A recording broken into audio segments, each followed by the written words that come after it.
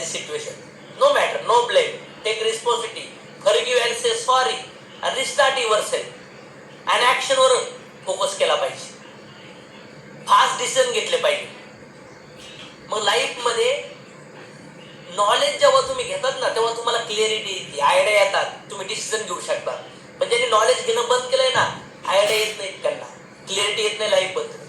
आणि जेव्हा तुमच्या आयुष्यामध्ये नॉलेज नसेल तुमच्याकडे, तुम्ही राईट डिसिजन घेऊ शकत नाही, फ्लेक्झिबल राहू शकत नाही, फॉरगिव्हनेस लोकांना करू शकत नाही, मग कॉम्प्लिकेशन तयार होतात.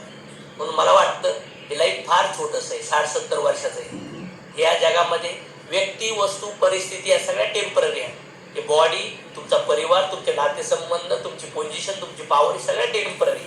सो परिस्थितीला ॲक्सेप्ट करा आणि स्वतःला रिस्टार्ट करा आणि स्वतःची मदत करा, परिवाराची मदत करा आणि समाजाची मदत करा. या आमच्यासोबत स्वतःवर प्रेम करा, परिवारावर प्रेम करा, समाजावर प्रेम करा करा या कॉन्ट्रीब्युशन करा. या हेल्थ वेल्थ मिशन आहे. हेल्थ वेल्थ हॅपीनेस हे तिन्ही तुमच्या घरी आणा, तुमच्या परिवारात आणा, तुमच्या रिलेटिव्ह फ्रेंडमध्ये आणा, सोसायटीमध्ये आणा. आणि जेव्हा शरीरातून जाणार ना तेव्हा सगळे लोक म्हणले पाहिजे यार आला, पण एक फार महत्वाचा दिवा विजलाच. आपल्या जाण्यामुळं लोकाला तळतळ वाटली पाहिजे. आपण गेल्यानंतर लोक आपल्या आठवणी काढू शकले पाहिजे. आपल्या ॲब्सेन्स मध्ये लोकांनी आपल्याबद्दल आपल्या स्टोऱ्या सांगून लोकांना इन्स्पायर केलं पाहिजे. लोक दुःखमुक्त झाले पाहिजे, लोकांचे अश्रू पुसले गेले पाहिजे. आपण जिवंत आहोत आणि आपले फोटो दाखवून, आपल्या स्टोऱ्या सांगून, आपली जर्नी दाखवून, आपलं स्ट्रगल दाखवून लोकांना मोटिवेशन भेटलं पाहिजे.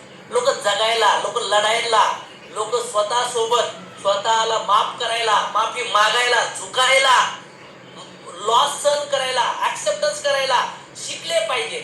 अशा आपले ऍक्शन पाहिजे, असं आपले अचिव्हमेंट्स पाहिजे, अशा आपल्या सवयी पाहिजे, असं आपले विचार पाहिजेत. लोकांना वाटतं यस सर, यस. सो खरंच मला असं वाटतंय